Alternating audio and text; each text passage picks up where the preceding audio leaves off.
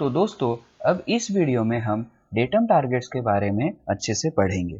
दोस्तों real life applications में हम हर बार उतने लकी नहीं होंगे कि अभी तक जो हमने डेटम टाइप्स पढ़े हैं उसका इस्तेमाल कर सके। तो ऐसे सारे केसेस में हमारे पास एक टूल है जिसे हम डेटम टारगेट्स कहते हैं। दोस्तों ये डेटम टारगेट्स हम 3D कंट्रोल्स के लिए इस्तेमाल करते हैं। जब कभी हम पार्ट के पूरे एरिया या पूरे सरफेस को डेटम नहीं ले सकते हैं तो उन सारे केसेस में हम डेटम टारगेट्स का इस्तेमाल करते हैं। दोस्तों डेटम टारगेट्स हमारे पास 3 टाइप्स के होते हैं: datum target points, datum target lines, datum target areas. जब भी कभी हम डेटम टारगेट्स का इस्तेमाल करना होता है दोस्तों, चाहे वो डेटम टारगेट पॉइंट्स हो, डेटम टारगेट लाइंस हो या डेटम टारगेट एरियाज हो, तो हमें ये कुछ नए सिंबल का इस्तेमाल करना पड़ता है जिसे हम डेटम टारगेट आइडेंटिफिकेशन सिंबल ऐसा कहते हैं। तो ये डेटम टारगेट आइडेंटिफिकेशन सिंबल जो है वो दो हिस्सों में बटा होता है।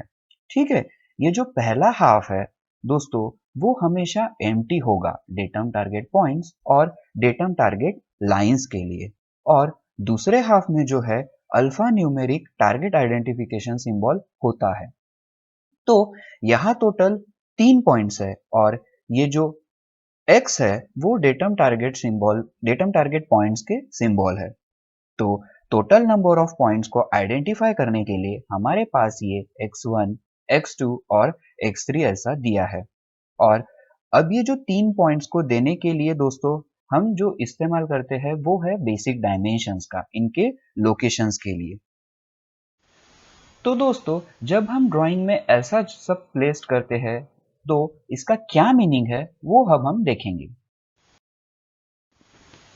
तो दोस्तों जो गेज हम इंस्पेक्शन के लिए इस्तेमाल करेंगे उस पे ये 3 पिन्स होंगे, ठीक है। और इन 3 पिन्स के ऊपर का जो सरफेस है वो स्पेरिकल सरफेस होगा। दोस्तों सिर्फ जब ये स्पेरिकल सरफेस होगा उसी केस में हम डेटम टारगेट पॉइंट्स क्रिएट कर सकते हैं। और ये जो 3 पिन्स है जो ड्राइंग में दिए हुए बेसिक डायमेंशन के हिसाब से ही पोजीशन होंगे और इनके ऊपर पार्ट को रखा जाएगा। तो जब हम पार्ट को इस फिक्सचर पे रखते हैं जिसमें ये 3 पिन्स है जो कि प्राइमरी डेटम है, तो पार्ट स्टेबल होगा और ये मूव या रोटेट नहीं करेगा। दोस्तों अब यहाँ हमें एक बहुत जरूरी बात को याद रखना है कि जब भी हम डेटम टारगेट्स का इस्तेमाल करते हैं तो बाय डिफॉल्ट हमें 3 to 1 प्रिंसिपल का इस्तेमाल भी करना ही पड़ता है। तो जब कभी हमको datum target point as a primary datum चाहिए होंगे तो हमें ये ऐसे 3 पॉइंट्स क्रिएट करना होगा। सेकेंडरी डेटम्स के लिए 2 पॉइंट्स और टर्शियरी डेटम्स के लिए 1 पॉइंट क्रिएट करना पड़ेगा। दोस्तों अब सेकंड डेटम टारगेट टाइप जो है वो है डेटम टारगेट लाइन, और हम इस तरह से डेटम टारगेट लाइन को ड्राइंग में रिप्रेजेंट करते हैं। एक व्यू में हम पॉइंट को शो करते हैं और दूसरे व्यू में हम ऐसे एक चेन डॉटेड लाइन शो करते हैं और इसके लोकेशन के लिए बेसिक डायमेंशन का इस्तेमाल करते हैं किसी एक रेफरेंस पॉइंट से। तो यहाँ हम देख सकते हैं कि डेटम आइडेंटिफिकेशन सिंबल ये जो है दोनों व्यू में सेम ही है। तो इससे हमें ये पता चलता है कि ये डेटम टारगेट लाइन का रिप्रेजेंटेशन है। दोस्तों जब कभी भी हम ड्राइंग में डेटम टारगेट लाइंस को देते हैं तो गेज या फिर फिक्सचर में एक सिलेंड्रिकल पिन होती है जिसे हम लोकेटिंग पिन भी कहते हैं, जिसकी पेरिफेरी कंपोनेंट के कांटेक्ट में होती है। तो ये पिन का जो सरफेस है वो हमेशा जब भी कभी पार्ट इसके कांटेक्ट में आएगा एक लाइन एलिमेंट ही बनेगा। तो जब हम पार्ट को इसके ऊपर प्लेस करते हैं और तो हम एक लाइन कांटेक्ट को जनरेट करते हैं। तो दोस्तों इस तरह से हमें डेटम टारगेट लाइन मिलते हैं।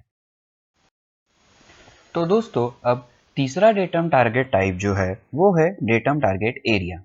तो इस एग्जांपल में हमारे पास 3 डेटम टारगेट एरियाज है। दोस्तों यहाँ जब हम इस डेटम टारगेट आइडेंटिफिकेशन सिंबल को देखते हैं तो ये थोड़ा अलग है। डेटम टारगेट एरियाज के लिए पहला हाफ भी है वो भरा होता है जिसमें डेटम टारगेट एरिया का साइज दिया होता है। जैसे यहाँ पे इस पिन का डायमेंशन जो है वो 12 दिया हुआ है। और फिर दूसरे हाफ में जैसे कि हमने पहले देखा था, आइडेंटिफिकेशन नंबर दिया होता है। दोस्तों, डेटम टारगेट एरिया का लोकेशन भी हर बार की तरह हम ऐसे बेसिक डायमेंशन से देंगे। और डेटम टारगेट एरिया को आइडेंटिफाई करने के लिए इसके एरिया का जो शेप है वो फैंटम लाइन से बना होता है और इसमें हैचिंग होती है। और दोस्तों, ऐसे हम इसे ड्राइंग में रिप्रेजेंट करते हैं। दोस्तों, अब यहाँ इस एग्जाम्पल में ये तीनों डेटम टारगेट एरियाज जो है वो सेम ही साइज के हैं, लेकिन ये जरूरी नहीं है कि ये पूरे साइजेस सेम ही हो।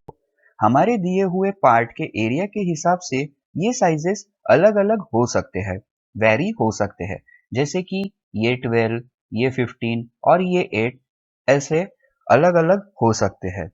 तो डिफरेंट एरिया के साथ हम डिफरेंट शेप्स भी इस्तेमाल कर सकते हैं। हम यहाँ पे सर्कल, यहाँ पे स्क्वायर, यहाँ पे रेक्टेंगल, ऐसा कुछ भी ले सकते हैं। हम कोई भी कॉम्बिनेशन को ले सकते हैं। तो जब हम ये ड्राइंग में देते हैं तो एक्चुअल सिमुलेशन क्या होगा, अब हम ये अच्छे से देखते हैं। तो दोस्तों, ये एक फिक्सचर है जिसके ऊपर ऐसे तीन पिंस होते हैं जिसका डायमीटर होगा 12, जो हमें ड्राइंग में दिया होता है। ठीक है, और ये फ्लैट फेस्ड है। तो जब हम पार्ट को ऐसे पिंस के ऊपर रखते हैं जिनका डायमेंशन है 12 और फ्लैट फेस्ड है, तो ये पार्ट को पूरे स्टेबल स्टेट में होगा, यानी पूरा स्थिर होगा। तो ये था दोस्तों डेटम टारगेट एरियाज के बारे में। तो दोस्तों, जैसे कि हमने पहले देखा था कि डेटम टारगेट एरिया का जो शेप है वो डिफरेंट हो सकता है। जैसे इस केस में ये एक स्क्वायर है जिसका डायमेंशन है 15 बाय 15 और नंबर है n1। ये एक रेक्टेंगल है जिसका डायमेंशन है 10 बाय 25 और आइडेंटिफिकेशन नंबर n1। और ये एक सर्कल है जिसका डायमेंशन है डायमीटर 18 और आइडेंटिफिकेशन नंबर है n1। तो इस तरह से हम डिफरेंट सिंबल्स और मतलब डिफरेंट शेप्स को आराम से ले सकते हैं। तो दोस्तों, एक बात जो डेटम्स और डेटम टारगेट में कॉमन है वो ये है कि हम लीडर लाइन को कैसे प्लेस करते हैं। तो दोस्तों, जब हम ये कंटिन्यूस लाइन देते हैं तो इसका मतलब ये है कि ये डेटम सरफेस हमें पूरी तरह से दिखता है, यानी विजिबल है।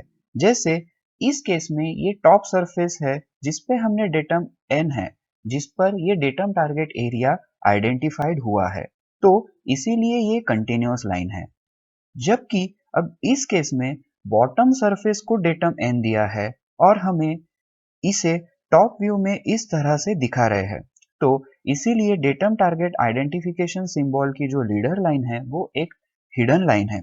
ये डॉटेड लाइन है जो हमें ये दर्शा रही है कि ये एरिया हमने टॉप सरफेस पे शो किया है, लेकिन असल में बॉटम सरफेस पे है, या datum target area rear surface पे है।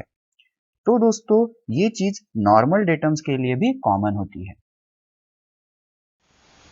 तो दोस्तों, ये एक एग्जाम्पल है जिसमें तीनों डेटम टारगेट्स का इस्तेमाल हुआ है। Datum target points, datum target lines और डेटम टारगेट एरियाज। तो दोस्तों, ये जो A1, A2 और A3 है ये डेटम टारगेट एरियाज है जिनका साइज हमें डायमीटर 6 ऐसे दिया हुआ है। ये जो B1 है ये इस व्यू में पॉइंट और इस व्यू में डॉटेड लाइन, तो ये डेटम टारगेट लाइंस होगा, यहाँ पे हम देख सकते हैं, जो कि B2 है। और ये जो C1 जो है वो है डेटम पॉइंट्स, जो कि इस व्यू में भी पॉइंट है और इस व्यू में भी पॉइंट है। तो दोस्तों, ये इसका डेटम फीचर सिम्युलेटर है जो बॉटम में डेटम टारगेट एरियाज के जो तीन पिंस है जिसके ऊपर पार्ट जो है वो रेस्ट करेगा। तो इस तरह से 3 डिग्रीज ऑफ फ्रीडम अरेस्ट होंगे। और ये जो डेटम टारगेट लाइंस है जो कि पिंस है जिसकी पेरीफेरी एक लाइन होगी, तो ये और 2 डिग्रीज ऑफ फ्रीडम को अरेस्ट करेगी। और ये जो है ये डेटम टारगेट पॉइंट है जिसका सरफेस स्फेरिकल होगा, तो ये एक पॉइंट क्रिएट करेगा और इस तरह से ये और 1 डिग्रीज ऑफ फ्रीडम को अरेस्ट करेगा। तो इस प्रकार से पूरे 6 डिग्रीज ऑफ फ्रीडम को अरेस्ट करते हैं और पार्ट एक स्टेबल कंडीशन में होल्ड होगा इस फिक्सचर के ऊपर। दोस्तों, ASME Y14.5 2009 स्टैंडर्ड में एक नया एडिशन हुआ है जिसे हम मूवेबल डेटम टारगेट कहते हैं, जो कि कुछ इस तरह से दिखता है। ये तो जो है वो डेटम टारगेट आइडेंटिफिकेशन सिंबल है और ये जो है ये movable datum target identification symbol है, जिसमें ये कुछ बर्ड पीक की तरह एक ऐड किया गया है। अब इसका ये मतलब होता है कि हम डेटम टारगेट को फिक्स नहीं रखते हैं। तो दोस्तों, अगर ये एक कास्टेड पार्ट होता है तो इसका जो सरफेस है वो अनइवन होगा, तो ये एकदम बराबर से फिक्सचर या गेज में फिट नहीं होगा। तो फिर ऐसे केसेस में हमारे पास फिक्स डेटम टारगेट अगर होता तो पार्ट को हम अच्छे से फिक्स नहीं कर पाते, क्योंकि इसके अनइवन सरफेसेस के कारण।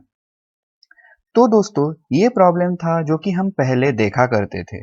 तो इस प्रॉब्लम को ओवरकम करने के लिए ASME Y14.5 2009 स्टैंडर्ड में ये मूवेबल डेटम टारगेट के कॉन्सेप्ट को इंट्रोड्यूस्ड किया गया। तो यहाँ अब इसका मतलब ये है कि ये जो C2 पॉइंट है, ठीक है, जो हम आसानी से इस x